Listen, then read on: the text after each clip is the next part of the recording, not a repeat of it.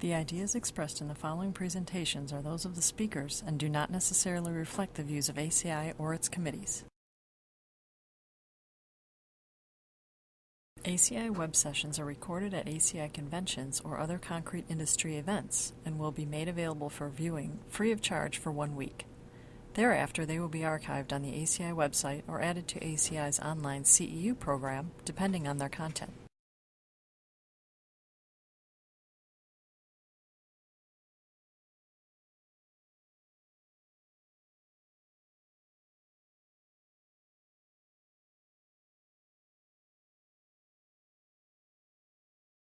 Right now, I'm just going to give you a quick update on where the projects that Sam was talking about, they are being funded as demonstration projects for highway agencies who have never done a precast project before. And so I'm just going to give you slightly more details than what Sam provided. So I'm focusing on the demonstration projects, 2 sets of projects. One set, the money was awarded in 2014, Hawaii, Kansas, Texas, and Wisconsin were provided with funds to do demonstration projects, and in 2015 several other states listed here, and 4 of these states in 2015 also got the construction money support as well as what we refer to as user incentive. So the construction funding support was at about $300,000 per agency, plus the user incentive support was about $75,000 for the agencies that received that. So allow them to get some additional in-house training, develop specs, plans, and so forth. And so these are the states that Sam had already talked about. And I'm just going to give you some additional details just to give you a feel for the type of projects that are being undertaken or need to be undertaken. Now keep in mind that 90% plus application will be on high-volume highways. What Peter was talking about, some of the unique applications and so forth, some of these ones I'll be discussing are also unique application in the sense that they're all smaller projects, but hopefully they can be applied to some larger projects too. David Layton will be talking about the Wisconsin project in part 2, so I won't be discussing that, but I'll talk about the Hawaii, Kansas, Texas, and where the other 4 states are with their projects.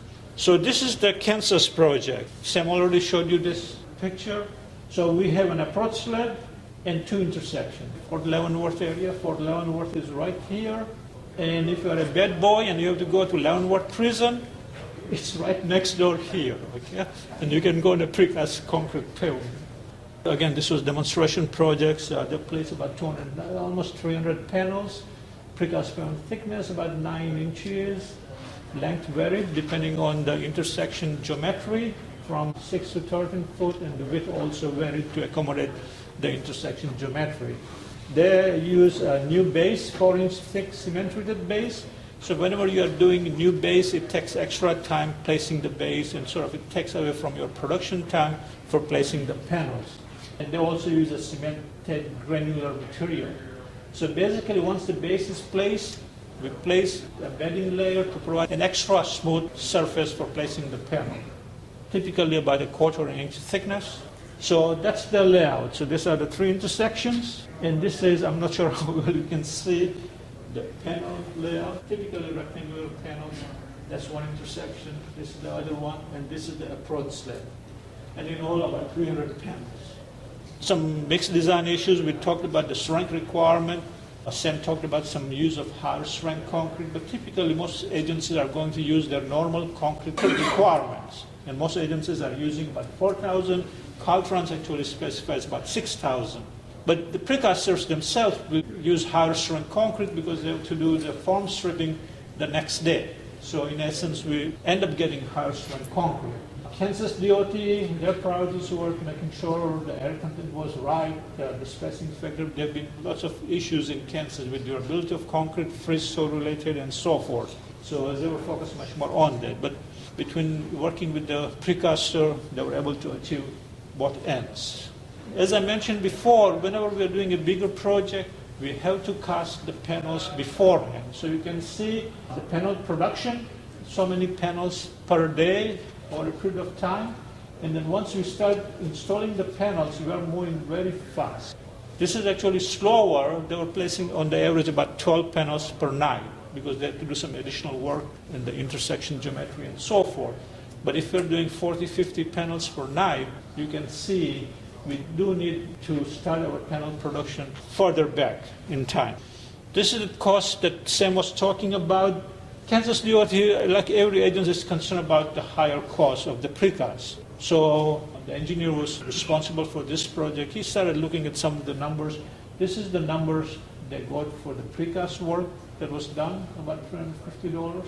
And when he looked at so many years of rapid set concrete application, then he had a range of pricing. Again, as I mentioned, a lot of this pricing is affected by project size. But on the average, they were coming up at about $500 to $600. So in the range that we would normally feel comfortable. Most other agencies are right at about $250 to $300 for cast-in-place repairs with a risky service life expectation. Again, the Kansas project just showing you, again, anytime somebody shows you a precast panel, this will be for the reinforced panel. This will be a typical view, 2 layers of steel, blockouts for the slab that Peter and we were talking about before. And this is the force for the dowel grouts, patching material or the grout. Now we're at the site. I'm just going to show you a few slides, but in this project they used that cemented bedding material, that 1/4 inch to maybe 1/2 inch. And they finish it, there is a grading system available from Fort Miller Company. Actually, when anybody uses their system, they provide technical support, plus the foam work, plus the grading system, and so forth. It's part of the package for using their patented system. And then once the bedding material is finished, again, all of this work is being done the same night within a few hours, and the panels are brought in and installed. And then all the finishing work takes place. And these are the views of the 3 locations, the 2 intersections and the approach slab. Okay, this is actually precast panels placed. Lessons learned, again, Kansas DOT decided cost was not prohibitive based on the analysis they did. Construction sequence planning is critical, again, because of the urban setting, the need for traffic use at the intersections. The new contractor was placing it. They were able to do it without previous experience. And one minor, again, it's not a big deal, but because the project required continuous grinding after everything was finished, they were not taking great care in placing panels next to each other, so they were maintaining some joint elevation difference.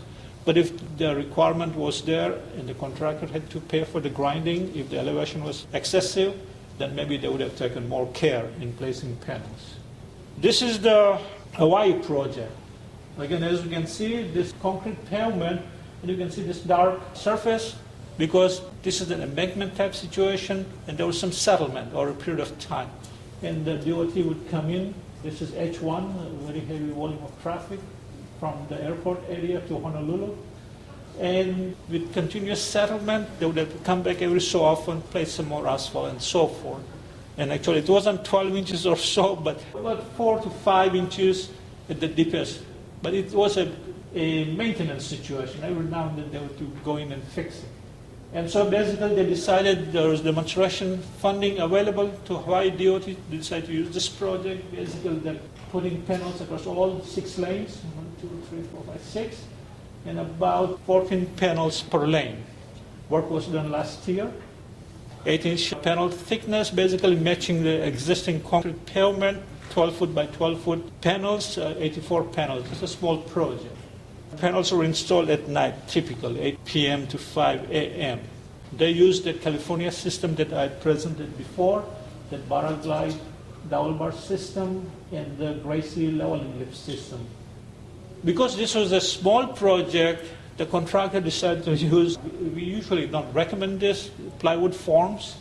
This was part of a large contract. The contractor already had a bigger contract, and so this demonstration project became a small task order for him. He was doing some work on this bridge, and so he just used the space under the bridge to do his precasting. And it worked out fine. I think the tolerances were met and so forth. But this is, for small projects, it could be done. If this is Hawaii, anything you have to do has to be shipped from the mainland. We have to do with what we have. So now, this is the project itself. We are removing the thin layer of asphalt and the concrete pavement, grading it.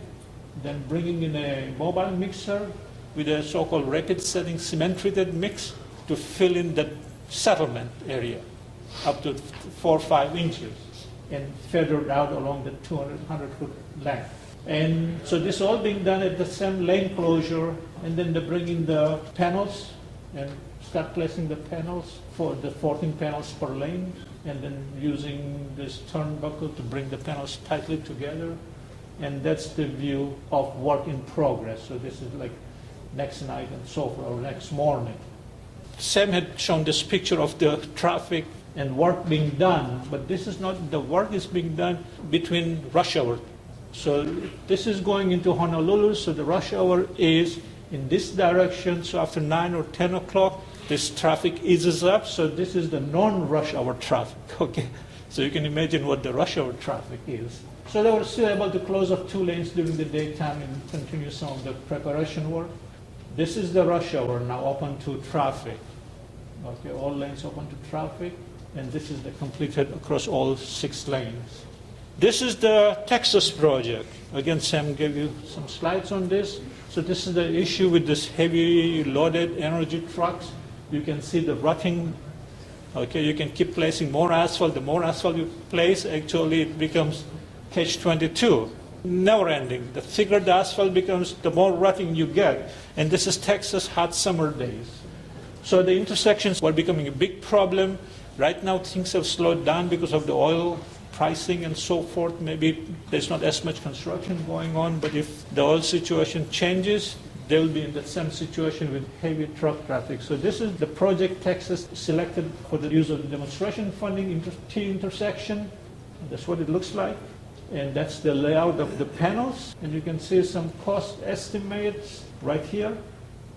They felt maybe this is where the cost was going to be for their project. Again, this was a small task order for a larger maintenance contract, so we don't know how realistic many of these costs are. Okay. Again, reinforced panel, 12 inch thick, generic panel design, placed on an AC layer. Now, they're not doing this work overnight, so they're doing this over a weekend type closure, long weekend closure, so they had effort to bring in a hot mix asphalt, prepare the base, and then bring in the panels. And that's the panel layout. They develop their own load transfer scheme and so forth, both tying in the longitudinal joint as well as the transverse joints.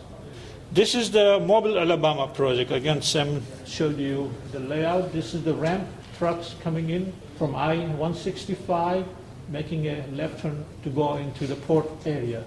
Again, you can see the rutting. It's an asphalt intersection. Every few months they have to go in and add more asphalt. Again, with the demonstration money, they want to see if use of precast takes care of their problem. So basically, that's the heavy truck traffic, lots of maintenance issues. And again, we were at a site visit, didn't have much to use as a straight edge, but you can see where the rutting is. You can see the problem with the rutting. And that's what their plan is. They basically use a 2-lane wide panels. Get rid of the center line longitudinal joint, so less maintenance issues. So 2-lane wide panels, and just place so many panels per night or 2 or 3 nights. Hopefully this will be done. This project is coming up either late this year or early next year. This is the Shreveport, Louisiana project. Again, they have lots of issues on their I-20. This is the Texas border right here. Lots of problems on I-20, and they want to use precast again because they can't afford to shut down or have any extended lane closure because of the heavy traffic. So again, with the FHWA demonstration money, they have decided to use this ramp as a demonstration project, get a feel for the technology, and then see if this is something they can go with for their larger project. That's the condition of the ramp right now. You can see pretty well damaged. There may be a need for some drainage-related work and some deeper soil work correction. But this is what they're going to be doing. So again, precast panels, maybe depending on the contractor or the precaster option, it can be single lanes or wider lane, getting rid of the center line joint. And this is that Norristown intersection, Pennsylvania. Busy intersection during rush hour. And the only reason they're using precast is they cannot afford to shut down the intersection because of the heavy traffic. But they can use cast in place at other locations and maintain traffic. So where they feel they cannot use cast in place because of the curing time and so forth, they're going to be using precast panels. If that were me, I would have just gone and done the whole intersection with precast. So they have their own reason. I'm not sure. So that's the Pennsylvania project again. So these are the projects being partially funded with the FHWA demonstration money. This we got into the design. They're designing a roller coaster bridges for highways. No, this is just a GIS problem. So if you plot it, that's the way it shows up. It looks neat. But they have a problem. Again, we talked about the approach slab, settlement problem and cracking and so forth. So they're using an approach slab here as a demonstration project. Hopefully it will be then applicable at other locations. So this is on I-10, again, an interstate type situation. A single approach slab, typically cast in place, 2 lanes plus 2 shoulders. So it's 44 foot wide concrete width and about 25 to 28 foot. This is a skew situation. And again, you can see the cracking in the approach slab. They'll try to do undersealing and injection and so forth, but it doesn't really work.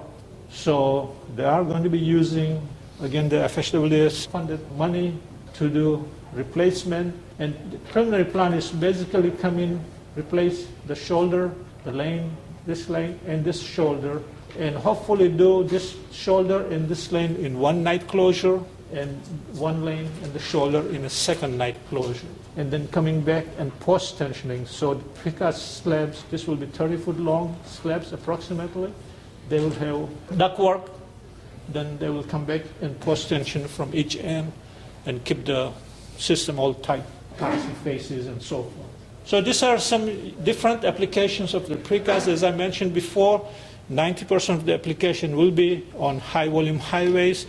The ones coming up in the next part 2 will have more feel for that. And thank you very much. This is springtime, just a few weeks ago in DC, cherry blossom.